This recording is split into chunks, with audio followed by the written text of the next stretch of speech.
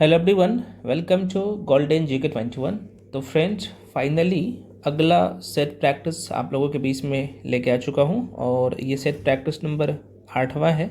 ठीक है, इससे पहले आप जो है 1 से लेके 7 तक टेस्ट नहीं दिए हैं, फुल लेंथ टेस्ट, तो जाके ज़रूर दीजिए। सभी का मैं प्लेलिस्ट बना दिया हूँ। ठीक है, पीडीएफ आप सबको पता है कहाँ पे मिलते हैं, इसलिए सभी लोग जाकर टेलीग्राम ज्वाइन कर लीजिए। सारे क्वेश्चन महत्वपूर्ण हैं और मैं आपको पहले भी बता चुका हूँ कि मैं आपको 1 से लेके 40 टेस्ट करवाऊँगा और मैक्सिमम क्वेश्चन आपके परीक्षा में यहीं से दिख जाएगा, जो कि जो आपके एग्ज़ाम के पैटर्न है उस पे आधारित सारे क्वेश्चन हैं। आप चाहे करेंट अफेयर्स की बात करें, साइंस की बात करें, हिस्ट्री की बात करें, पॉलिटी की बात करें, है ना। खैर, शुरू करते हैं कहानी को। पहला क्वेश्चन आपके सामने मैं फिर से कराऊँ, ये मॉक टेस्ट नंबर जो है 8वां है और यहाँ पे मैं क्वेश्चन को थोड़ा सा जूम कर लेता हूँ तो आपको अच्छे से दिख सके। तो फ्रेंड्स, पहला क्वेश्चन ये है और ध्यान रहे, आप लोग क्या करिएगा, कमेंट सेक्शन में कमेंट करते जाइएगा। मान लीजिए आप जैसे क्वेश्चन का जो क्वेश्चन नंबर पहला है तो इसका आंसर क्या होगा, ए होगा या बी होगा, तो आप 1 नंबर लिख के उसके बाद यहाँ पे ए बी जो भी आंसर आपके हिसाब से होगा वो टिक करते जाइएगा। इस तरीके से आपको टेस्ट देना है पूरा का पूरा 100 का 100।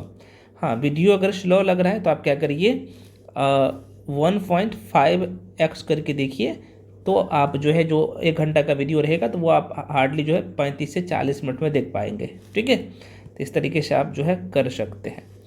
चलिए शुरू करते हैं। पहला क्वेश्चन आपके सामने, क्वेश्चन कह रहा है फ्रेंड्स आपके सामने है, कह रहा है कि निम्नलिखित में से कहाँ जल विद्युत गृह स्थित है। बहुत इंपॉर्टेंट क्वेश्चन आपके ऑप्शन में है, कोयना, नवेली, काठगोदाम और ट्राम्बे। ये 4 ऑप्शन है और आंसर आप जरूर टिक करिएगा। बिल्कुल, यहाँ पे सभी लोग जो आंसर दे रहे हैं, ये कोयना। कोयना कहाँ पे है, तो ये महाराष्ट्र राज्य में है। डायरेक्टली क्वेश्चन यहाँ से पूछे जाता है। अच्छा, यहाँ पे एक चीज़ मैं थोड़ा सा आप लोगों को बता देता हूँ, है ना। अभी तक जो है हम लोग जो पढ़ रहे थे, मैं यहाँ पे एक डायग्राम बना लेता हूँ, जो कि भारत का जो है, अब यहाँ पे देखिएगा, ये अपना पैरासो इंडिया है और भारत का जो तटीय सीमा रेखा है ना, तटीय मतलब कि समुद्र के साथ जो अब अपना सीमा साझा करता है ना, तो वो अब डेटा चेंज हो गया है। वो कितना हो गया है अभी मैं आपको बता रहा हूँ। ठीक है फ्रेंड्स, तो गलती मत करिएगा, क्योंकि यहाँ पे चेंज हो गया। 2023 में यहाँ पे जो है मेजरमेंट किया गया है और उसके अनुसार ये डेटा, नया डेटा आया है।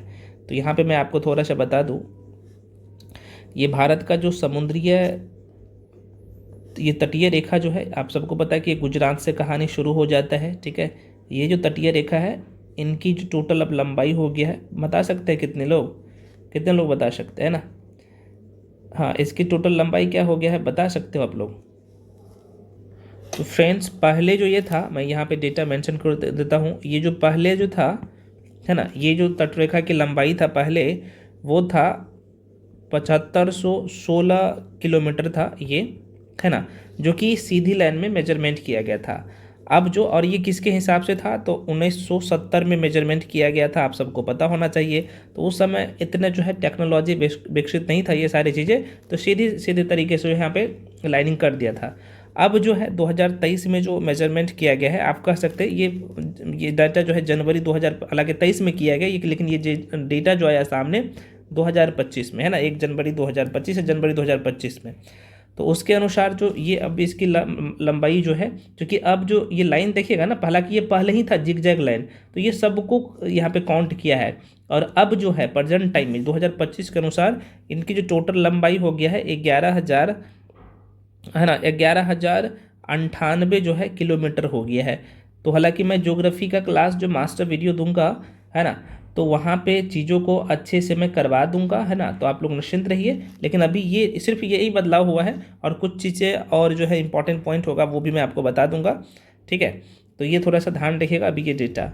ठीक है, चलिए बढ़ते हैं क्वेश्चन पे। हालांकि अभी हम लोग मॉक टेस्ट कर रहे हैं, तो मुझे लगा कि आप लोगों को थोड़ा सा जानकारी दे दूँ, क्योंकि एग्ज़ाम में बहुत सारे अभी एग्ज़ाम लगे हुए हैं, तो आपके एग्ज़ाम में क्वेश्चन पूछ दे तो आप गलती कर देंगे ना, इसलिए मुझे लगा कि बता देना चाहिए। चलिए, अगला क्वेश्चन है आपके सामने। मैं थोड़ा सा इसे और कलर चेंज कर लेता हूँ, यहाँ पे रेड कलर अच्छा लगता है और आप लोगों का उस पर जो है रिएक्शन ज़्यादा होता है। ठीक है, तो पहला नंबर का जो क्वेश्चन का जवाब आंसर क्या हो जाएगा, तो ये हो जाएगा ए is the right answer, Koyna हो जाएगा, है ना। चलिए, अब यहाँ पे कोयना तो मैं आपको बता दिया हूँ कि भाई ये जो है महाराष्ट्र राज्य में है, इसके बारे में अभी मैं जस्ट बताया हूँ ना, ये कहाँ पे है, तो भाई पहले डायरेक्टली यहाँ से क्वेश्चन पूछे जाते तो ये महाराष्ट्र राज्य में है ना। कोयना नदी है, उसी के किनारे जो है ये परियोजना जो है ना। तो ये जल विद्युत गिरी है, सॉरी, ध्यान रखिएगा। चलिए अगले क्वेश्चन पे बढ़ते हैं। नेक्स्ट क्वेश्चन आपके सामने है। क्वेश्चन कह रहा है कि राणा प्रताप सागर विद्युत गिरी जो है स्थापित है, ये कहाँ पे है? राणा प्रताप का मैं बात कर रहा हूँ। ये बहुत अच्छा क्वेश्चन है, बिल्कुल सभी लोग जो आंसर टिक कर रहे हैं भाई, राजस्थान अच्छा जगह का नाम है, यहाँ पे कोटा है, उदयपुर है, रावत भाटा है और बीकानेर है, तो ये तो सब तो राजस्थान का ही नाम है। तो ये नाम बताइए पूरा एग्जैक्टली आपको बताना है ना। बिल्कुल बिल्कुल, यहाँ पे कुछ लोग गलत कर रहे हो भाई, नहीं ये कोटा में हो जाएगा, बिल्कुल A is the right answer. Rana Pratap Sagar जल विद्युत गृह जो है ना, राजस्थान के कोटा में है, ठीक है। चलिए आगे बढ़ जाते हैं, अगला क्वेश्चन आपके सामने। एक मिनट, क्या हो जा रहा है भाई। चलिए क्वेश्चन नंबर आपके सामने जो है यहाँ पे तीसरा है। कह रहा है क्वेश्चन कि भारत में प्रचुर मात्रा में उपलब्ध महत्वपूर्ण नाभिकीय ईंधन है, ये कौन सा है ना। यूरेनियम है, थोरियम है ना, इरिडियम है, प्लूटोनियम है। तो आंसर टिक करना है 3 का। बिल्कुल सभी लोग जो आंसर टिक कर रहे हैं, अभी मैं हालांकि इसका परसेंटेज भी बता दूंगा, तो सबसे ज़्यादा जो है बी हो जाएगा, थोरियम है फ्रेंड्स, है ना, थोरियम है। और ये जो है अगर मैं प्रतिशत में बात करूँ तो 9 से लेकर 10% है। अगर यहीं पे मैं बात कर लूँ किसका, इरिडियम। अच्छा, यहाँ से एक और क्वेश्चन पूछे जाते हैं, ये राज्य के नाम पूछ लेते हैं यहाँ से, तो बता सकते हैं? अच्छा, आप लोग कमेंट सेक्शन में बताइएगा, इसका आंसर मैं अगले वीडियो में बताऊंगा, सॉरी लास्ट में बता दूंगा, आप लोग बताइएगा। चलिए अगला क्वेश्चन आपके सामने। भारत में क्वेश्चन है, भारत में जो है ऊर्जा का सर्वाधिक जो स्रोत है ये कौन सा है ना। तो नाभिकीय ऊर्जा है, पेट्रोल है, कोयला है, जल विद्युत है ना। तो बताइएगा आंसर 4 का। बिल्कुल यहाँ पे जो सभी लोग टिक कर रहे हो भाई साहब, कोयला, कोयला इज़ द राइट आंसर, ठीक है। हाँ बिल्कुल सभी लोग सही जवाब दे रहे हो। अगला क्वेश्चन है, कैमूर पठार किसके लिए प्रसिद्ध है? कैमूर का पठार जो है ये किसके लिए प्रसिद्ध है? तांबा, चूना पत्थर, लिथियम, बॉक्साइड, किसके लिए जो है ये प्रसिद्ध है? ये पूछ रहा है 5 नंबर का। बिल्कुल ये जो है चूना पत्थर के लिए जो है प्रसिद्ध है फ्रेंड्स। कैमूर का पठार चूना पत्थर के लिए प्रसिद्ध है। और बिहार में कैमूर का पठार मुख्यतः देखा जाए तो, अगर बिहार का मैप आप देखेंगे ना, बहुत अच्छे से हम लोग पढ़े हैं, स्पेशल बिहार जो मैं आपको पढ़ाया हूँ ना, तो एकदम बहुत अच्छे से डिटेल में चीज़ों को पढ़े हैं। तो ये बिहार का मैप है, आपको पता होगा। और यहीं पे जो है आप देखेंगे फ्रेंड्स, तो क्या है, तो रोहतास डिस्ट्रिक्ट है, आपको यहाँ पे दिखेगा, इधर नहीं है, इस तरीके से आपको रोहतास दिखेगा यहाँ पे। और यहीं पे जो है रोहतास है और ऊपर में कैमूर है, और यहीं पे जो है ये कैमूर का पठार आपको दिखेगा, इसलिए महत्वपूर्ण हो जाता है। हाँ बिल्कुल ये राइट आंसर हो जाएगा। अगला क्वेश्चन आपके सामने है ना। चलिए क्वेश्चन मैं जूम कर लिया हूँ ज़्यादा, और ताकि आपको जो क्वेश्चन दिखे एकदम अच्छे और क्लियरली दिखे, ठीक है। एक मिनट रुकिए। चलिए अगला क्वेश्चन आपके सामने मैं फिर से कराऊँ, अगर आपको वीडियो स्लो लग रहा है तो आप फास्ट करके देख सकते हैं, वो सारे सुविधा आपके पास है, ठीक है। क्वेश्चन कर रहा है कि ये जो है तुराम डीह में जो है खनिज का खनन होता है, तो ये कौन सा खनिज का खनन होता है? और तुराम डीह जो है ये किस राज्य में है, ये भी प्रश्न पूछ लेते हैं, बताइए। तो बिल्कुल आपको नाम से ही पता चल रहा होगा, तुराम डीह ये झारखंड में होगा, है ना, झारखंड में है। और कौन से खनिज के लिए ये जो है जाना जाता है ये जगह, ये पूछ रहा है।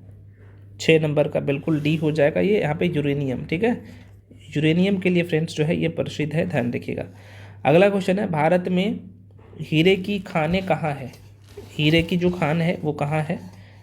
देखो भाई यहाँ पे जो मैं इस जो टेस्ट में जो क्वेश्चन लिया हूँ, मैक्सिमम क्वेश्चन जो है, कहने का मतलब ये जो, हालांकि वो तो टॉपिक वही है जो दरोगा का है, लेकिन स्टैटिक फॉर्मेट में क्वेश्चन को मैं मेंशन किया हूँ, ठीक है।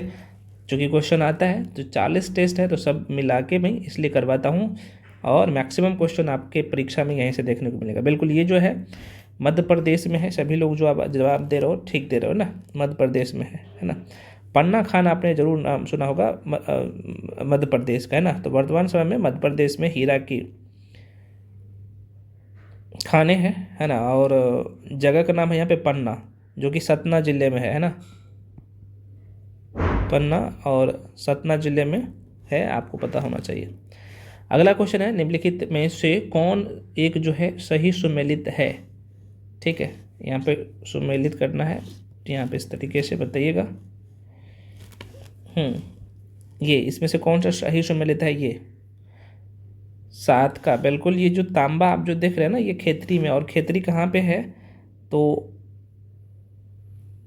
नहीं सॉरी, मैग्नीज है। अच्छा, कौन सुमेलित नहीं है? ये तो ठीक था यार, नहीं है पूछा है ना, तो नहीं है, तो आंसर यहाँ पे ये हो जाएगा, बी हो जाएगा, है ना? ये बी हो जाएगा सही। मैग्नीज जो है ये लिखा है कि कोरापुट है, लेकिन ये गलत है ना? हाँ हाँ, बिल्कुल बिल्कुल। मैं ये जो कोरापुट है, वहाँ पे मैग्नीज का उत्पादन नहीं होता है, यहाँ पे बॉक्साइड के लिए प्रसिद्ध है, ठीक ना? किसके लिए? बॉक्साइड के लिए। तो ये गलत हो जाएगा, मैग्नीज नहीं, ये बॉक्साइड के लिए प्रसिद्ध है। अगला क्वेश्चन, बाकी ये सब सही है। कोयला के लिए सिंगौली तो है ही, तांबा के लिए खेतरी तो है ना, और पहला नंबर जो आप देख सकते, लोह अयस्क के लिए जो है कुंद्रेमुख, ये भी सही है, बाकी ये गलत था। चलिए अगले क्वेश्चन में बढ़ते हैं। ये पेन छोड़ क्यों दे रहा है? Just wait. ठीक है, अगला क्वेश्चन फिर से है, आपको यहाँ पे आंसर टिक करना है कि भाई निम्नलिखित में से कौन सुमेलित नहीं है। फिर से कह रहा है कि कौन सुमेलित नहीं है। अच्छा, वही क्वेश्चन 2 बार रिपीट हो गया ना? नहीं, क्वेश्चन रिपीट नहीं, अलग अलग क्वेश्चन है, ठीक है। तो आपसे पूछा जा रहा है कौन सा सुमेलित नहीं है, तो देखो भाई, मयूरभंज उड़ीसा राज्य में है, आप सबको पता है। सिंहभूम जो है झारखंड में है, और कमांडगुंडी जो है ये कर्नाटक में है। बल्कि और अगला जो आप देख सकते हैं, ये जो बेलाडीला है, बहुत इंपॉर्टेंट है, बार बार प्रश्न यहाँ से पूछे जाते हैं। ये मध्य प्रदेश में नहीं है, तो ये कहाँ पे है भाई साहब? बताइएगा, बेलाडीला कहाँ पे होगा? आंसर ए हो जाएगा, ए इज़ द राइट आंसर, जो कि गलत ढूंढना था, है ना? तो बेलाडीला जो बिल्कुल छत्तीसगढ़ में है। कहाँ पे है भाई? छत्तीस, है ना, गढ़ में है। 36 में लिखा हूँ, छत्तीसगढ़ में है, और ये बहुत इंपॉर्टेंट है, प्रश्न पूछे जाते हैं। जब मैं खनिज वाला चैप्टर पढ़ाया था ज्योग्राफी में, और मैं PDF दिया हूँ, वहाँ पे भी आपको दिखेगा। अगला क्वेश्चन है, निम्नलिखित में से कौन सी नदी घाटी गोंडवाना योगीन कोयला के भंडार की दृष्टि से सर्वाधिक महत्वपूर्ण है? क्वेश्चन नंबर 10, बिल्कुल आंसर यहाँ पे सी हो जाएगा, दामोदर नदी घाटी इज़ द राइट आंसर। अगले क्वेश्चन पे बढ़ते हैं। नेक्स्ट क्वेश्चन आपके सामने, कोयला का जो है सर्वाधिक जो है उपयोग होता है, किस में होता है, ये पूछ रहा है, आपके सामने है। बिल्कुल आंसर क्या होगा? ऊर्जा उत्पादन में इसका जो है सर्वाधिक। देखो, शब्द को पकड़िए, और बहुत सारे क्वेश्चन ऐसे एग्जाम हॉल में होते हैं, आपके प्रेशर होते हैं और क्वेश्चन को सोचते नहीं है, तो टेस्ट में जो है आपका यही चीज़ें क्लियर हो जाता है, और आराम से क्वेश्चन आप सही करेंगे। ध्यान रहे, जो क्वेश्चन आप गलत कर रहे हैं वो आप क्या करिए, जो आपने थ्योरी पढ़ा है ना, तो वहाँ से जाके आप क्या करिएगा, रिवीजन कर लीजिएगा, ज़रूरी होता है। चलिए फ्रेंड्स, अगला क्वेश्चन है, संगमरमर क्या है? क्वेश्चन नंबर 12, बिल्कुल संगमरमर जो है ये कौन से चट्टान का उदाहरण है? कई बार डायरेक्टली प्रश्न पूछते हैं। बिल्कुल, यह जो है कयांतरित चट्टान का संगमरमर जो है उदाहरण है। ये प्रश्न जो है भरपूर पूछे गए हैं अलग अलग एग्जाम में। नेक्स्ट क्वेश्चन आपके सामने कह रहे हैं कि निम्न में से किस प्रदेश में अभ्रक संसाधन का जो है सर्वाधिक है ना? अभ्रक का उत्पादन सबसे ज़्यादा कौन सा राज्य करता है? ये सीधे तौर पे आपसे पूछ रहा है। बिल्कुल, यहाँ पे राजस्थान जो है सबसे ज़्यादा उत्पादन करता है अदरक का, ठीक है।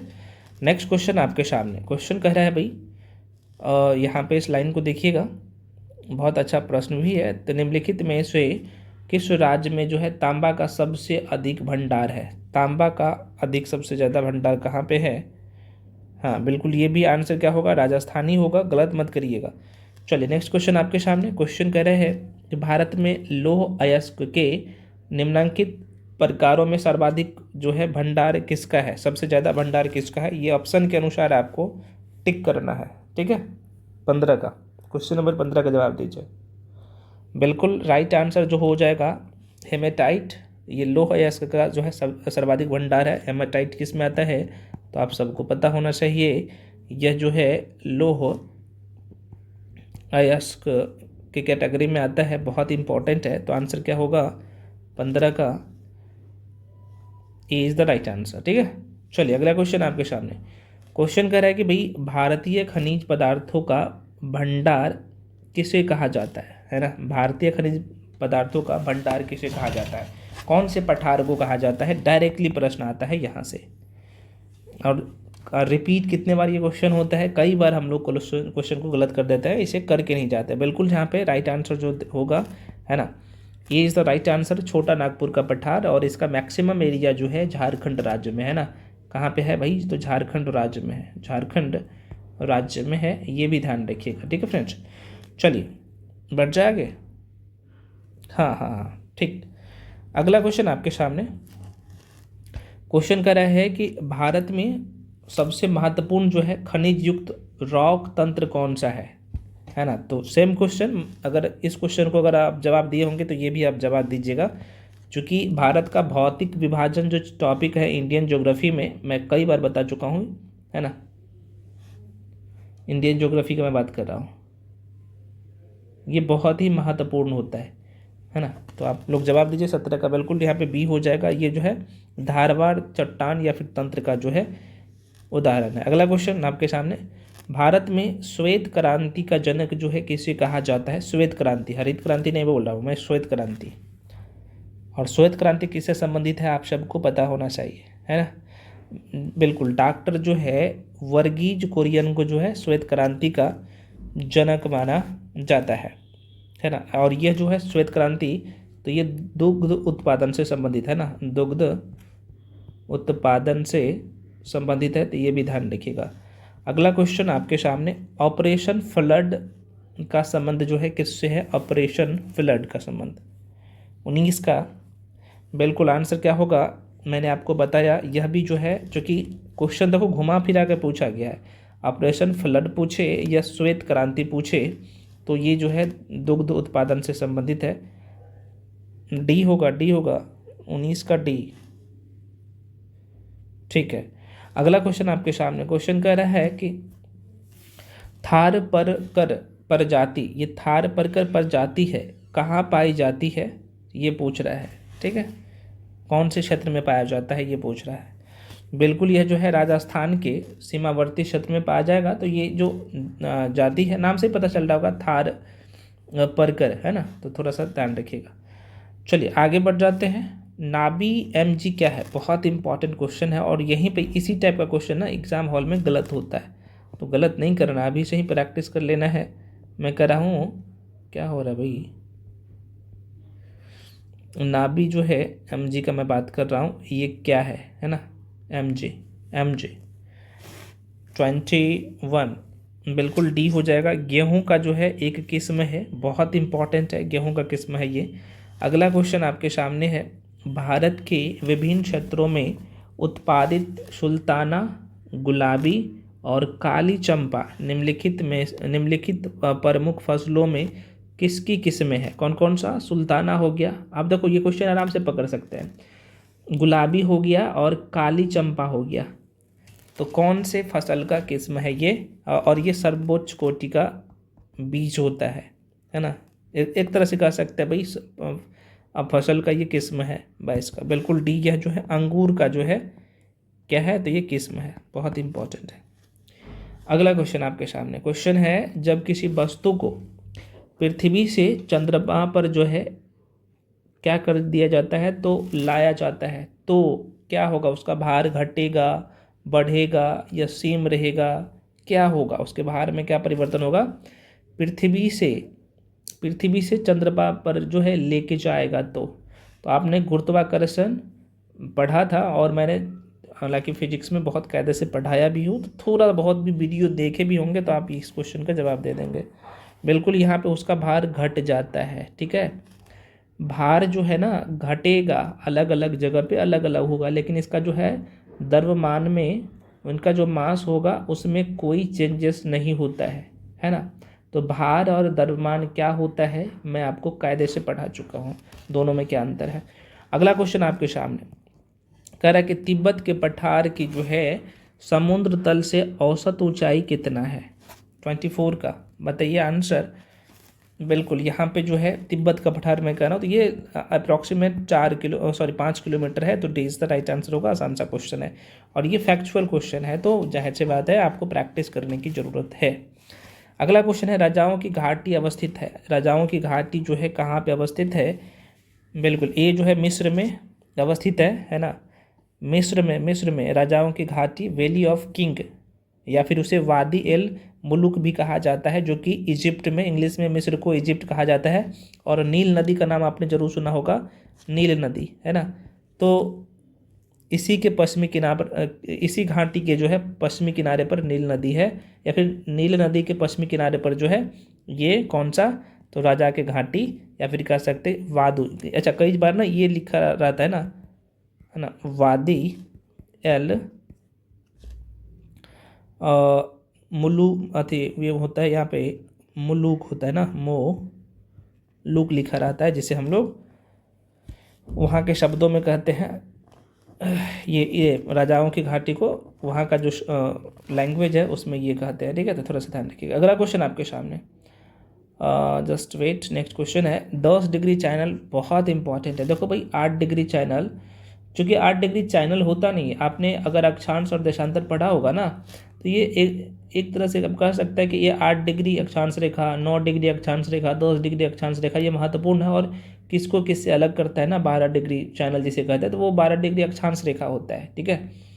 तो ये चीज़ें को ध्यान में रखिए ना, कुछ चीज़ें ऐसे होता है कि जो कि बहुत आसान होता है, हम लोग समझते नहीं अच्छे से, तो इसलिए मैं कह रहा हूँ कि बेसिक समझ होना चाहिए सब्जेक्ट पर। खैर, तो 26 नंबर का क्वेश्चन का आप जवाब दीजिएगा। कह रहा है कि 10 डिग्री चैनल जो अलग करता है, पृथक करता है, किनके बीच में है, किसे किसे अलग करता है? बिल्कुल, यहाँ पे जो है अंडमान निकोबार द्वीप से जो है, अच्छा ये है कहाँ पे, थोड़ा सा लोकेशन आप इसका देख लीजिए, बहुत आसान सा क्वेश्चन है। ये बंगाल की खाड़ी है ना, आपको पता होना चाहिए कि ये जो है बंगाल की खाड़ी है, और यहीं पे जो है आप सबको पता होना चाहिए ये द्वीप है छोटे छोटे, है ना। तो सपोज दैट ये जो है किसको अलग करेगा, तो अंडमान को किससे, तो निकोबार से अलग करता है। तो यहाँ से 10 डिग्री, हालांकि मैं थोड़ा सा ऊपर बना लिया, ये नीचे में होगा यहाँ पे, है ना, यहाँ पे होगा, ये वाला नहीं होगा, मैं थोड़ा सा इधर कर देता हूँ। तो इस तरीके से आप माइंड में रखिएगा, है ना। तो ये अंडमान और निकोबार को अलग करता है। पीडीएफ जो मैं दिया हूँ ना थ्योरी वाला क्लास में, एक बार देखते भी जाएंगे ना, तो आपके माइंड में सेट होते जाएगा, है ना। चलिए, अगला क्वेश्चन है, समताप मंडल को जेट विमानों की, समताप मंडल को जेट विमानों की, यहाँ पे आप देखेंगे तो उड़ान के लिए आदर्श माना जाता है, क्योंकि आपके ऑप्शन में है, उसके हिसाब से आपको आंसर टिक करना है सर, 27 का, है ना। हाँ बताइएगा, बिल्कुल डी हो जाएगा। यह जो है परत विमान वेदी मतलब कि शस्त्रों की मारक सीमा से बाहर है, बिल्कुल ये सही हो जाएगा। नहीं नहीं नहीं, ये नहीं होगा भाई, ये हो जाएगा, डी होगा, नहीं ये बी से नहीं होगा, ये हो जाएगा। इस परत में जो है बादल और अन्य मौसमी घटनाएं नहीं होती है, इस कारण से होगा, ठीक है। तो जाहिर सी बात है, ये मैं बहुत अच्छे से पढ़ाया अभी हूँ। अगला क्वेश्चन आपके सामने है, क्रिमिनल ट्राइब्स एक्ट सर्वप्रथम जो है कब लागू हुआ था? बहुत अच्छा क्वेश्चन, 28 का। बिल्कुल, यह जो है 1871 में हुआ था, 1871 में हुआ था, ये ध्यान रखिएगा, है ना। ये अधिकांश क्षेत्र में लागू हुआ था। अगला क्वेश्चन आपके सामने है, केंद्र में जो है द्वैध शासन किस अधिनियम के अंतर्गत स्थापित किया गया है? 29 का बताइएगा। बिल्कुल, यहाँ पे सी हो जाएगा, भारत सरकार अधिनियम 1935 में, है ना, केंद्र में द्वैध शासन। अगला प्रश्न है, एक निर्वाचित संविधान सभा द्वारा भारत के जो है संविधान का निर्माण करने का प्रस्ताव किया गया था। 30 नंबर का बताइएगा। बिल्कुल सी हो जाएगा, सी में क्या है भाई, 26 नवंबर को ये होता है ना। अच्छा, क्या बोल रहे हैं, हाँ तो 26 नवंबर यहाँ पे होगा, ऑप्शन में देख लीजिएगा। क्रिप्स मिशन द्वारा, आप सबको पता होना चाहिए, भारतीय संविधान को 26 नवंबर मनाया जाता है। ये नहीं, क्वेश्चन में क्या था, जस्ट वेट यार, क्वेश्चन में था कि एक निर्वाचित संविधान सभा द्वारा भारत के संविधान का निर्माण करने का प्रस्ताव जो है प्रस्ताव प्रस्ताव किया गया था, किसके द्वारा किया गया था ये पूछ रहा है, तो हाँ क्रिप्स मिशन के द्वारा किया गया था, बिल्कुल राइट आंसर हो जाएगा। और क्रिप्स मिशन जो है 1942 के में, जाहिर सी बात है ये प्रस्ताव लाया था 1942, ये डेट भी पूछ लेता है तो ध्यान रखिएगा। अगला क्वेश्चन है, भारतीय संविधान दिवस मनाया जाता है, तो ये जाहिर सी बात है क्या मैं बोल रहा हूँ यार, 26, ये संविधान दिवस मनाया जाता है कौन सी तिथि को, है ना, 31 का, बिल्कुल 26 नवंबर को मनाया जाता है। इसी दिन जो है संविधान को अंगीकृत बोलिए, अधिनियमित बोलिए या फिर आत्मर्पित बोलिए, है ना, तीनों शब्द यूज किया जाता है, तो ध्यान रखिएगा। अगला क्वेश्चन आपके सामने है, क्वेश्चन करें कि भारत की संघात्मक व्यवस्था निम्नलिखित में से किस उद्देश्य से संबंधित है। इस शब्द को पकड़िए, संघात्मक व्यवस्था 32 का बिल्कुल यहाँ पे जो है ये हो जाएगा, कनाडा से लिया गया है ये व्यवस्था, संघात्मक व्यवस्था। देखिए भारतीय संविधान की जो है संघात्मक व्यवस्था भारतीय संविधान में देखा जाए तो कनाडा के संविधान से ये प्रावधान लिया गया है। अगला क्वेश्चन आपके सामने, भारतीय संविधान में राज्यों की संघ की संकल्पना को जो है प्राप्त किया गया है ना, किसके संविधान से, कौन देश के संविधान से किया गया है ये पूछ रहा है। मैं थोड़ा सा और छोटा कर लेता हूँ, 33 का बिल्कुल सी हो जाएगा। आप देखेंगे तो ब्रिटिश नॉर्थ अमेरिका अधिनियम से, और भारतीय संविधान के आर्टिकल 1 में ये प्रावधान है, बहुत अच्छे से आपने पढ़ा है। अगला क्वेश्चन आपके साथ, निम्नलिखित में से कौन सा सम्मिलित नहीं है, ये नहीं है, ठीक है, बताइएगा। मौलिक अधिकार आपने पढ़ा होगा चैप्टर, और जाहिर सी बात है सभी लोग पढ़े हो, बिल्कुल बी हो जाएगा। देखो भाई, नागरिकता 2 में है, बिल्कुल है। संघ राज्य क्षेत्र, ये संघ राज्य क्षेत्र जो है कौन सा अनुच्छेद में है, बता सकते हैं?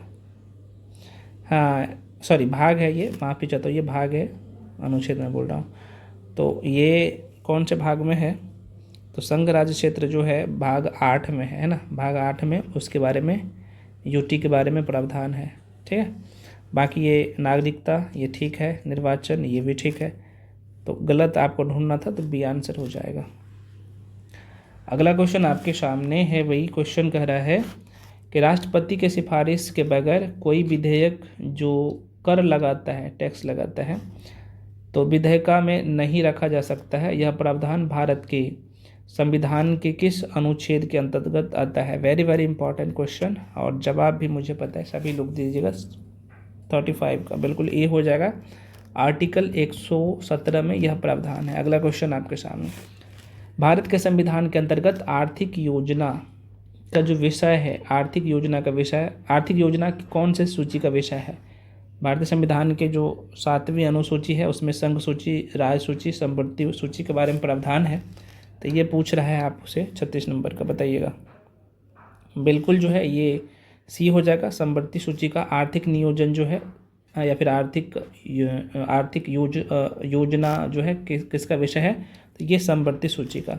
और संवर्ती सूची में राज्य और केंद्र और राज्य दोनों कानून बनाता है, आप सबको पता होना चाहिए, लेकिन दोनों का कानून सेम हो तो जो पहली जो प्रायोरिटी दी जाती है वो केंद्र के लिए, बहुत कायदे से आपने पढ़ा है, ठीक है। तो 36 का आंसर क्या होगा भाई? सी। अगला क्वेश्चन है, निम्नलिखित में से कौन सा विषय संवर्ती सूची में है? संवर्ती सूची में, बहुत अच्छा क्वेश्चन, संवर्ती सूची में, संवर्ती सूची में, हाँ हाँ हाँ, 42वें संविधान संशोधन के तहत ना आपको पता होना चाहिए, कृषि को पशुपालन ये सब बहुत इंपॉर्टेंट है, वो संवर्ती सूची में रखा गया था, और क्वेश्चन इंपॉर्टेंट हो जाता है यहाँ पे।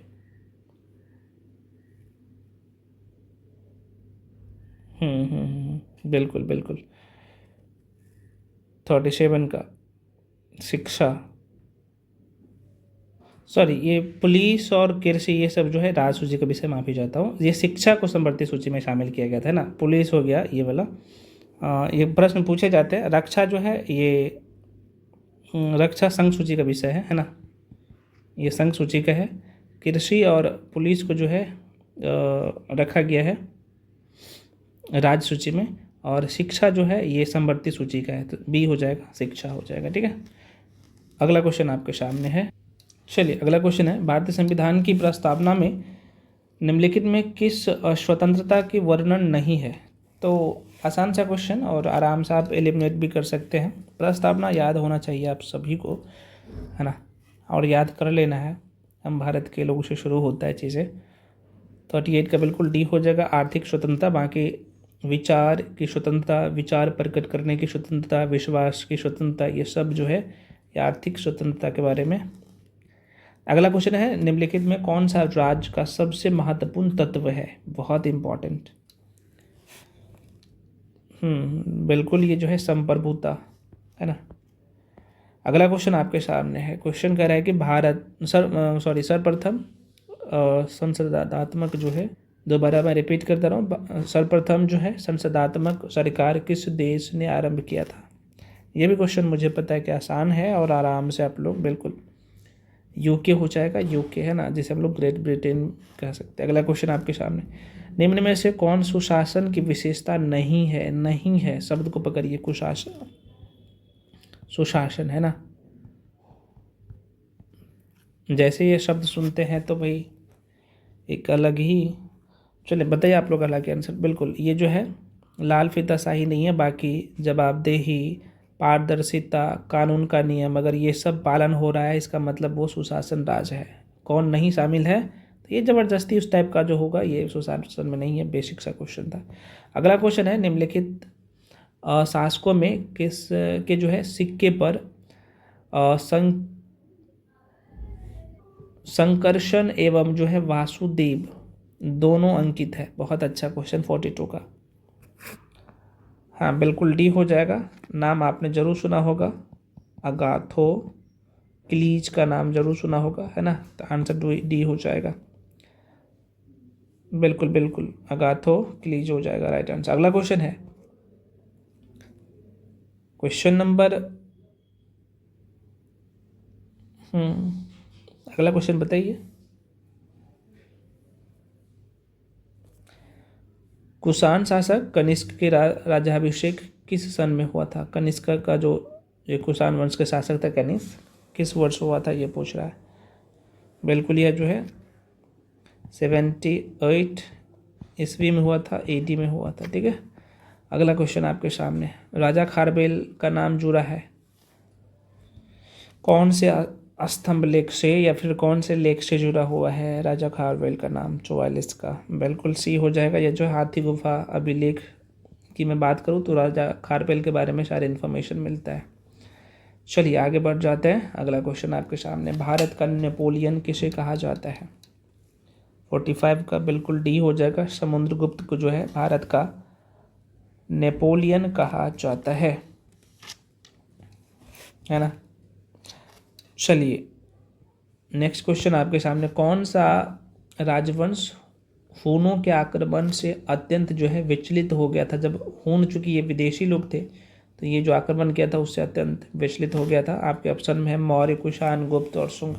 बहुत अच्छा क्वेश्चन है, यहाँ पे गलत कर बैठते हैं लोग, गलत नहीं करना है आपको। बिल्कुल सी हो जाएगा, गुप्त हो जाएगा। गुप्त इज द राइट आंसर। देखो भाई, हूनों का पहला भारतीय आक्रमण गुप्त सम्राट, उस समय अस्कंदगुप्त शासक, ठीक है, तो उसके समय में हुआ था। वो बेचारे बहुत डर गया था। अगला क्वेश्चन आपके सामने, भारतीय यात्रा में जो है फाहियान ने एक जो है अस्पताल का उल्लेख किया है, यह अस्पताल कौन सा? अच्छा, ये अस्पताल जो है स्थित है कहाँ पे? फाहियान, ये चीनी यात्री थे, आप सबको पता होना चाहिए। बताइएगा आंसर 47 का। बिल्कुल ये डी हो जाएगा, पाटलिपुत्र में होगा। इसका नाम क्या है पता है आप लोग को? देख बताइए।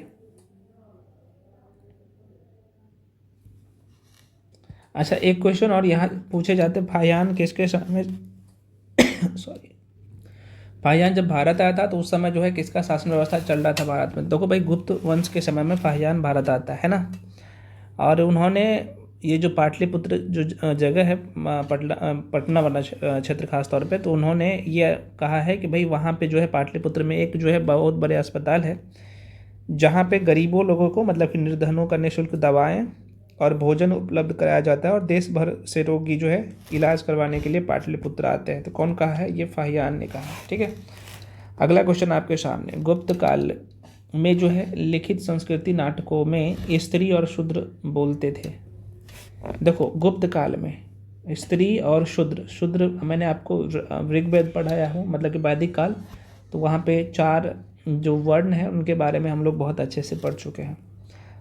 तो गुप्त काल में बोल रहा है कि ये जो स्त्री है और शूद्र है वो कौन से भाषा बोलते थे 48 का?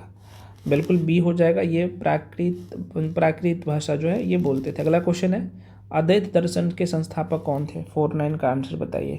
बिल्कुल ये हो जाएगा, शंकराचार्य हो जाएगा। नेक्स्ट क्वेश्चन मैं थोड़ा सा फास्ट में लेके चलता हूँ, नहीं तो वीडियो लंबा हो जाएगा। अगला क्वेश्चन है, कश्मीर का अकबर के नाम से प्रसिद्ध सुल्तान था, कौन सा था? 50 का बिल्कुल डी हो जाएगा, है ना। बिल्कुल सुल्तान जैनुल आबिदीन है इसका नाम, है ना। तो Sultan Zainul Abidin is the right answer. Next question, Mohammad Ghori को जो है सबसे पहले किसने पराजित किया था? है ना, मध्यकालीन भारत के इतिहास आपने पढ़ा होगा। एक यहाँ पे अरब के जो है मुस्लिम आक्रमणकारी होंगे उनके बारे में पढ़ा है, एक आपको पता होना चाहिए यहाँ पे तुर्क मुस्लिम थे, है ना, उसके बारे में पढ़े होंगे। तो अरब के जो मुस्लिम आक्रमणकारी थे वो कासिम था, मोहम्मद कासिम। यहाँ पे मोहम्मद गौरी गजनी ये सब आता है। हालांकि गौरी को सबसे पहले पराजित जो किया था भीम द्वितीय किया था, ठीक है। 51 का इज द राइट आंसर होगा, और ये किया था 1178 ईस्वी में। ये अच्छा क्वेश्चन है यार, इस तरीके का क्वेश्चन ना ध्यान रखिएगा, प्रश्न आता है। मोहम्मद गौरी के किस दास ने बंगाल एवं बिहार पर जो है विजय प्राप्त किया था? मोहम्मद गौरी का कौन सा दास बंगाल और बिहार दोनों क्षेत्र पे विजय प्राप्त की? 52 का बिल्कुल सी हो जाएगा, बख्तियार खिलजी का नाम आप सभी लोग जानते ही हैं। अगला क्वेश्चन है, कौन सा सुल्तान नया धर्म चलाना चाहता था किंतु उलेमा लोगों ने विरोध किया था? बताइए। 53 का बिल्कुल यहाँ पे बी हो जाएगा, मोहम्मद बिन तुगलक जिसे मोहम्मद बिन तुगलक कहते हैं। अगला क्वेश्चन है, मूर देश का मैं बात कर रहा हूँ। मूर देश मतलब कि जिसे हम लोग मोरक्को कहते हैं, ये इब्न बतूता था। तो कह रहे कि मूर देश का यात्री इब्न बतूता किसके शासनकाल में भारत आया था, जिसे हम लोग मूर को मोरक्को भी कह सकते हैं। तो बिल्कुल आंसर क्या होगा ये, और इसे ही इब्न बतूता का हूँ दिल्ली का जो है न्याय मतलब कि मुख्य न्यायाधीश, जिसे हम लोग काजी कहते हैं, उस समय काजी कहा जाता था। तो काजी नियुक्त किया गया था किसने? मोहम्मद बिन तुगलक ने। 54 का ए आंसर हो जाएगा। ये सारे क्वेश्चन महत्वपूर्ण है ना। चलिए बढ़ जाते हैं आगे।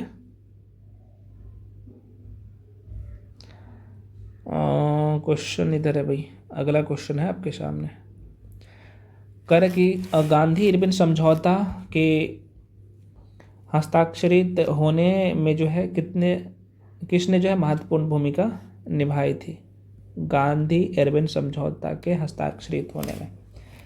55 का बताइएगा। 55 का जो आंसर हो जाएगा बिल्कुल यहाँ पे सी हो जाएगा, तेज बहादुर सप्रू का नाम आपने जरूर सुना होगा। अगला क्वेश्चन है, निम्नलिखित में किस भारतीय नेता ने लंदन में प्रथम गोलमेज सम्मेलन कॉन्फ्रेंस में भाग लिया था?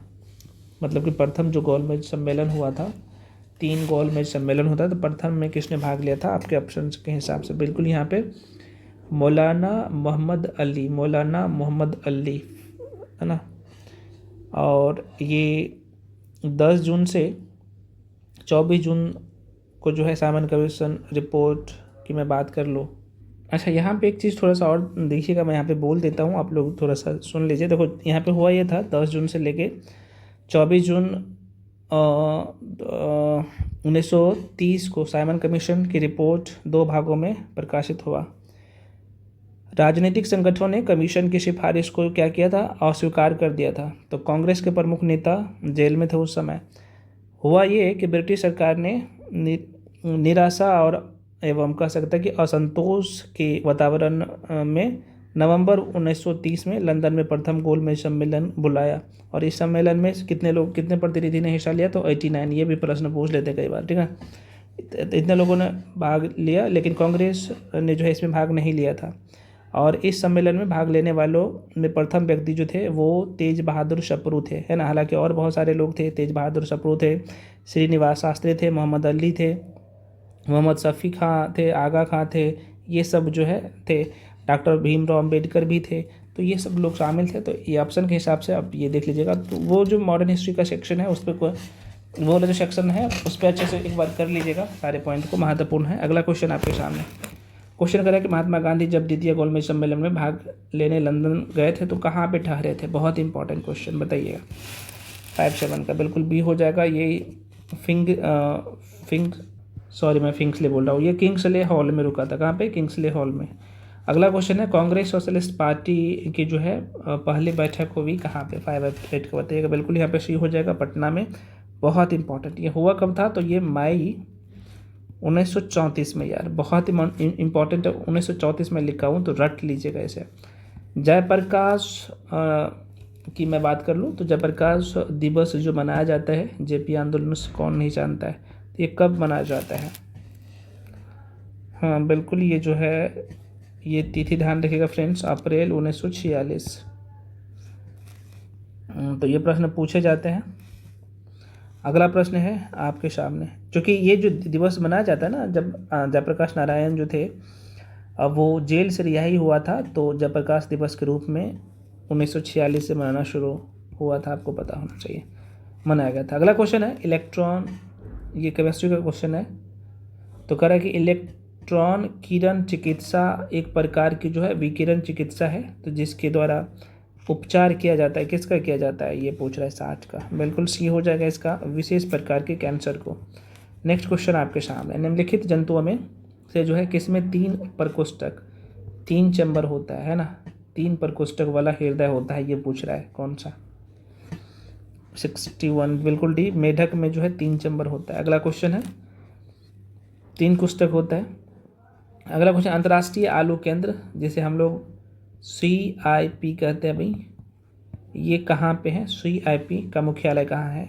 62 का, बिल्कुल ये हो जाएगा लीमा, ये पेरू में है ना, पेरू देश है। अगला क्वेश्चन आपके सामने है, वर्ल्ड हेल्थ ऑर्गेनाइजेशन का मुख्यालय कहाँ है? वेरी वेरी इंपॉर्टेंट क्वेश्चन, बिल्कुल ये हो जाएगा जिनेवा में हो जाएगा, जिनेवा स्विट्ज़रलैंड, आप सभी लोग जानते ही हैं। अगला क्वेश्चन आपके सामने,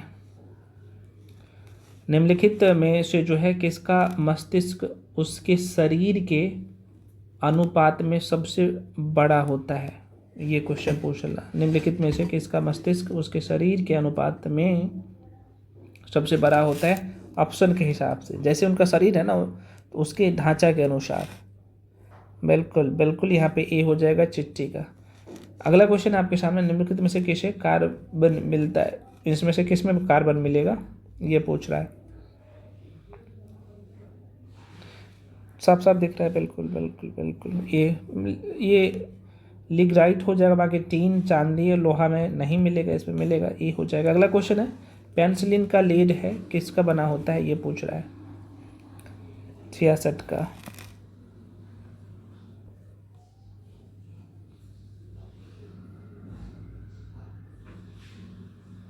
बताइए, ये इसमें 35 से 40% होता है कार्बन, ठीक है, 35 से 40%। हाँ बताइएगा इसका। नहीं 35 से 40 नहीं, 25 से, मैं माफ़ी चाहता हूँ, 25 से 35% रहता है।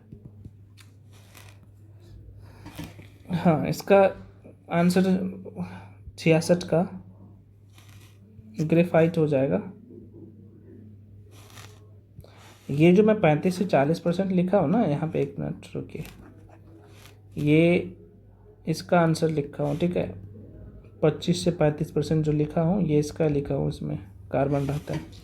ये पेंसिलिन का लीड होता है, ये ग्रेफाइट का बना होता है। पेंसिल आपने देखा होगा जो लिखते हैं ना, वो ग्रेफाइट का काला काला जो रहता है ना, वो बीच में जो रहता है वो ग्रेफाइट का बना होता है। अगला क्वेश्चन, निम्नलिखित में से कौन सा केवल कार्बन से बना होता है? ऑप्शन में के हिसाब से आपको टिक करना है। अच्छा क्वेश्चन है, बिल्कुल सी हो जाएगा, यहाँ पे ग्रेफीन हो जाएगा। जंग लगने पर लोहे का भार क्या होता है? 68 का क्या होगा? ये बढ़ता है ना, हालांकि पहले बढ़ता है फिर घटता है, ये होना चाहिए, लेकिन आपके हिसाब ऑप्शन के हिसाब से यही होगा। अगला क्वेश्चन है, प्रत्यावर्ती धारा को जो है, प्रत्यावर्ती धारा को मैं बात कर रहा हूँ। अब यहाँ पे लोग गलत कर बैठते हैं, आपको नहीं करना है आज के बाद। तो कह रहा है कि प्रत्यावर्ती धारा को,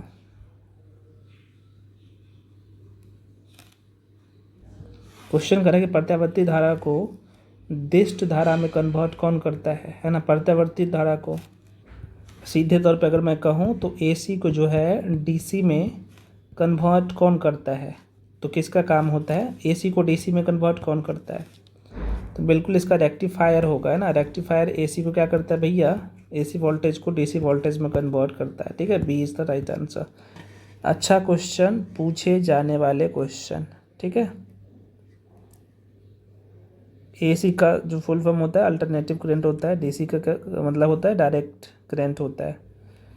नाम से पता चल रहा है ना, एसी अल्टरनेटिव करंट छोड़ के, डीसी मतलब कि लगातार करंट रहता हो। बहुत डिटेल में पढ़ाया हो फिजिक्स में। अगला क्वेश्चन है, ट्रांसफार्मर ट्रांसफार्मर ये जो है प्रयुक्त होता है, मतलब कि ट्रांसफार्मर का काम क्या होता है? एसी को डीसी में कन्वर्ट करता है, डीसी को एसी में कन्वर्ट करता है, डीसी वोल्टेज को अपचयन करने के लिए। किसके लिए है 70 का? बिल्कुल डी हो जाएगा ये। एसी वोल्टेज को अपचयन या उपचयन, ये दोनों शब्द देखिए, अपचयन या उपचयन करने के लिए होता है एसी का, है ना। अल्टरनेटिव वोल्टेज को क्या होगा? अपचयन या उपचयन। अच्छा क्वेश्चन है भाई साहब, है ना, ट्रांसफार्मर का। चलिए बढ़ जाते हैं आगे। नेक्स्ट क्वेश्चन है, निम्नलिखित में कौन सी धातु रोशनी के बल्बों में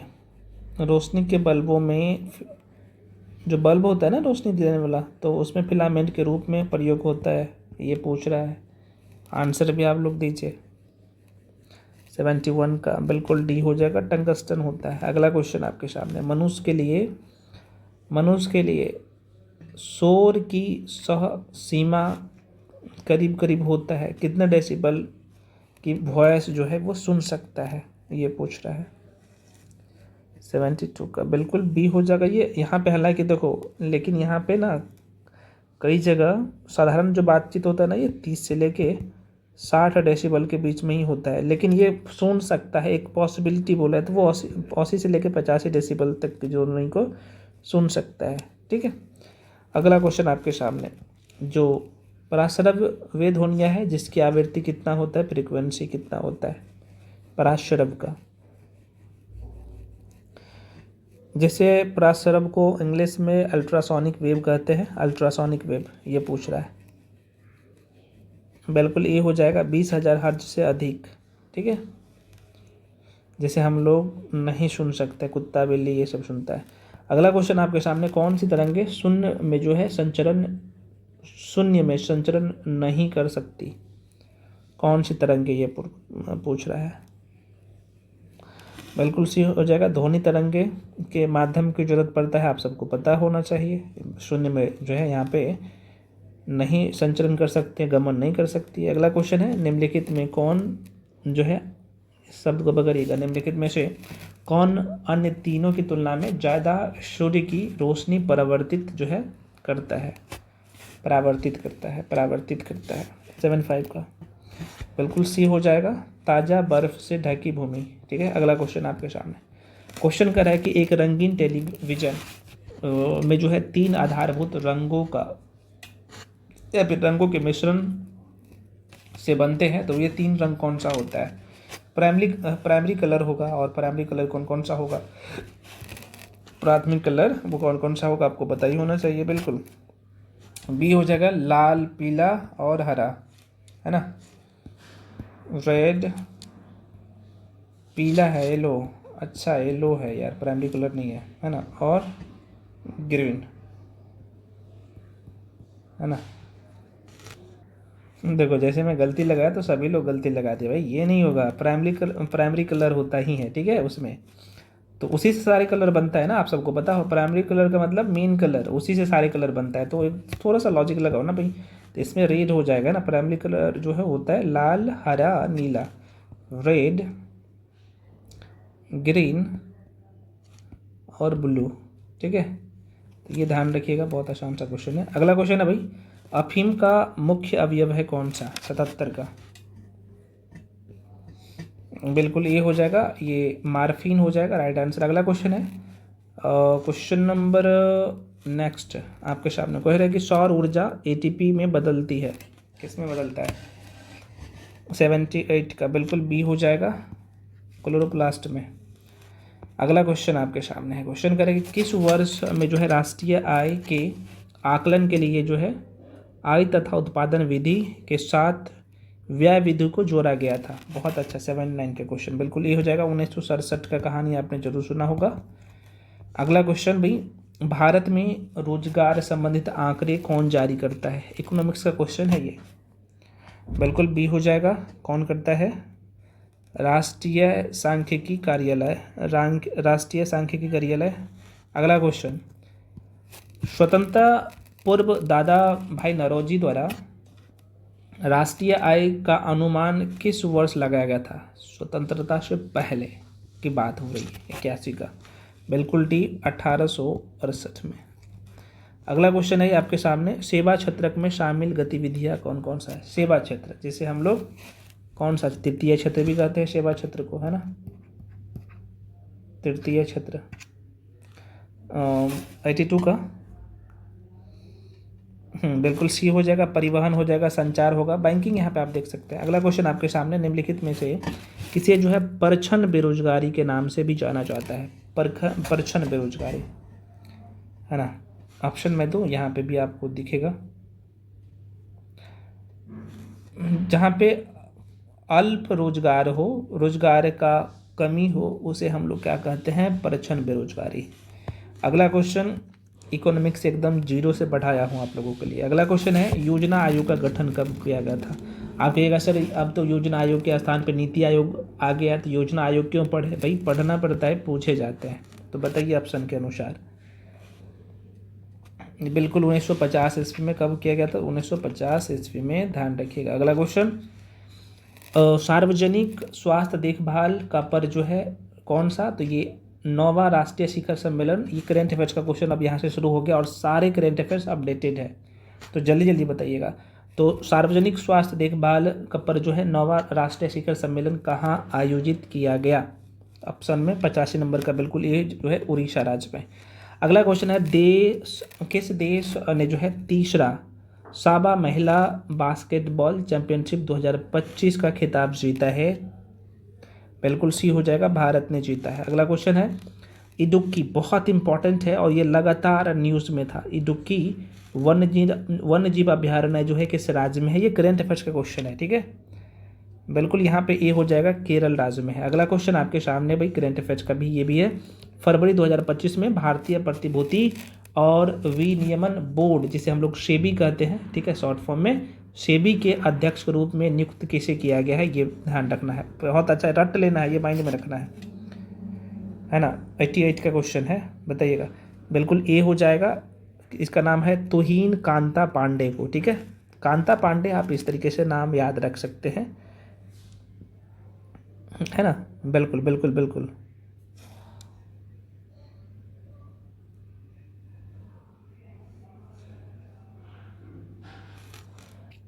और ध्यान है, ये जो नियुक्त किया गया था उस जो किया गया है, इनका जो कार्यकाल समाप्त, अच्छा कुछ, हाँ ठीक है ठीक है। अगला क्वेश्चन है कि हाल ही में डीआरडीओ द्वारा जो है परीक्षण किए गए भारत के पहले स्वदेशी रूप में विकसित, जिसका नाम है air launch anti ship missile system का जो है नाम क्या है? ये पूछ रहा है आपसे। 89 का क्वेश्चन, बिल्कुल बी इसका है, ध्यान रखिएगा। नौसेना एंटी शिप मिसाइल, बेसिक से क्वेश्चन है ये तो। अगला क्वेश्चन आपके सामने, क्वेश्चन है, किस राज्य सरकार ने स्कूली बच्चों के दुर्घटना बीमा प्रदान करने के लिए शिक्षा संजीवनी जो स्कीम है वो शुरू किया है? बिल्कुल सी हो जाएगा, राजस्थान ने ऐसा किया है। अगला क्वेश्चन आपके सामने, चोल नाइकन जो है जनजाति मुख्य रूप से किस राज्य में? नाम से ही पता चल रहा होगा, दक्षिणी राज्य होगा। बिल्कुल ये हो जाएगा, केरल में। नेक्स्ट क्वेश्चन आपके सामने है, हाल ही में किस राज्य में जो है एक दुर्लभ जीवाश्म खोजा गया है? ये कौन सा राज्य है वहाँ पे? हाँ बिल्कुल ये बी हो जाएगा, है ना, ये झारखंड में। चलिए बढ़ जाते हैं अगले क्वेश्चन पे। नेक्स्ट क्वेश्चन आपके सामने, सरस आजीविका मेला 2025, ये सरस है भाई, सरस आजीविका मेला का मैं बात कर लूँ, 2025 का आयोजन कौन सा शहर में करेगा? 93 का बता सकते हैं, बिल्कुल ए हो जाएगा। हालांकि ये 21 फरवरी से 10 मार्च के बीच में शुरू हो गया है। बिल्कुल यहाँ पे नोएडा हो जाएगा। अगला क्वेश्चन है, आयरन में कर रहा हूँ, आयरन डोम शैली की मिसाइल रक्षा प्रणाली किस देश द्वारा विकसित किया गया है? 94 का बी हो जाएगा, इजराइल के द्वारा। अगला क्वेश्चन है कि खबरों में रहा मणिकरण तीर्थ स्थल किस राज्य में है। मैं कह रहा हूँ मणिकरण तीर्थ स्थल किस राज्य में है, 95 का। वहाँ पे गर्भ स्नान सुविधा के लिए जो है मणिकरण में से जो है पानी को कसोल में, आप सबको पता होना चाहिए कि उसमें स्थानांतरित करने का जो है ये प्रस्ताव स्थानीय लोगों द्वारा, फिर स्थानीय लोगों ने विरोध को जन्म दिया था। और ये हालांकि थोड़ा सा न्यूज़ में था इसलिए महत्वपूर्ण हो जाता है। बिल्कुल डी हो जाएगा, हिमाचल प्रदेश में है ये। अगला क्वेश्चन आपके सामने है। क्वेश्चन है कि भाई व्यक्ति वस्तु या स्थान के, जो कि आप हिंदी का क्वेश्चन है, तो कह रहे हैं व्यक्ति वस्तु या स्थान के नाम को क्या कहते हैं। तो ये क्या है भाई, नाउन है, संज्ञा है। आसान सा क्वेश्चन। अगला क्वेश्चन आपके सामने, निम्न में से कौन जो है उचित शब्द है, चयन करे। ये औद्योगिक लिखा हुआ है तो सही कौन सा है ये पूछ रहा है, कौन सा औद्योगिक सही होगा, है ना। बिल्कुल, अब यहाँ पे गलती करते हैं ना, जिसे वर्तनी कहते हैं ना, ये हिंदी में एक चैप्टर ही है वर्तनी। बिल्कुल डी होगा, औद्योगिक का जो सही मीनिंग होगा, सही स्पेलिंग होगा ये होगा, है ना। अगला क्वेश्चन है आपके सामने, किस शब्द की वर्तनी शुद्ध है ना। फिर से आपको छांटना है जो लिखा हुआ है कौन सा सही है। बिल्कुल यहाँ पे डी हो जाएगा, भुक्खड़। ये भुक्खर जो है, भुक्खर ऐसे लिखा जाता है, आपको पता होना चाहिए। भो आधा ख, एक बार पूरे बड़ा ख और बड़ा र लिखा है, भुक्खर ये। अगला क्वेश्चन आपके सामने, पर्यावरण से अभिप्राय है, बहुत इंपॉर्टेंट क्वेश्चन। बताइए क्या अभिप्राय है। तो बिल्कुल यहाँ पे कह रहा है कि भूमि, जल, वायु, पौधे एवं पशुओं की प्राकृतिक दुनिया जो इनके चारों ओर अवस्थित हो। बिल्कुल सही है। कह रहे उन संपूर्ण दशाओं का योग जो व्यक्ति को एक समय बिंदु पर जो है घेरे हुए होती है। बिल्कुल सही है। भौतिक, जैविक, सांस्कृतिक तत्वों की जो है अंतःक्रियात्मक व्यवस्था जो अंततः संबंधित है। बिल्कुल, ये आंसर डी हो जाएगा, सभी का सभी सही। सतत विकास के लिए आवश्यक है, बहुत इंपॉर्टेंट। क्या क्या है तो भाई देखिए, जैविक विविधता का संरक्षण जरूरी है, प्रदूषण का जो है निरोध या नियंत्रण करना जरूरी है, निर्धनता को घटाना, यही सबका विकास सबका साथ होना चाहिए। तो सतत विकास का यही लक्ष्य है, तो D is the right answer. तो फ्रेंड्स, आशा करते हैं आप सभी लोग 100 का 100 क्वेश्चन लगाए होंगे। कमेंट सेक्शन में ज़रूर कमेंट करके बताइएगा कि 100 क्वेश्चन में आपने कितना सही किया है। और इसका जो कट ऑफ रहा है वो मैं आप लोगों के लिए अभी ही बता देता हूँ, नहीं तो अगले वीडियो में इस का जो है कट ऑफ बताऊँगा कि क्या कट ऑफ रहा है, आप लोगों में से कितना स्कोर किए हो, है ना। पेड वाले बच्चे कितने स्कोर किए हैं मैं अगले वीडियो में बता दूंगा। तो आप लोग अपना मार्क्स जरूर शेयर करिएगा सब लोग। और यार ऐसे नहीं कि भाई तुक्का में कुछ बोल दिए, जो जेन्युइन है वही शेयर करिएगा कमेंट सेक्शन में लिख के कि सर हम मेरे जो है 100 क्वेश्चन में इतने मार्क्स आए हैं, ठीक है। इसका कंप्लीट पीडीएफ आपको पेड बैच में मिल जाएगा मॉक टेस्ट का, है ना। तो आप सबको पता होना चाहिए, इसमें अभ्यास सीरीज और 40 मॉक टेस्ट है, जिसका फ़ी मात्र जो है 599 है। तो जो लोग इच्छुक है उसमें आ सकते हैं। सारे इन्फॉर्मेशन टेलीग्राम पे है, आप ज्वाइन कर लीजिए, वहाँ पे भी आपको दिख जाएगा। मिलते हैं अगले वीडियो में, तब तक के लिए जय हिंद।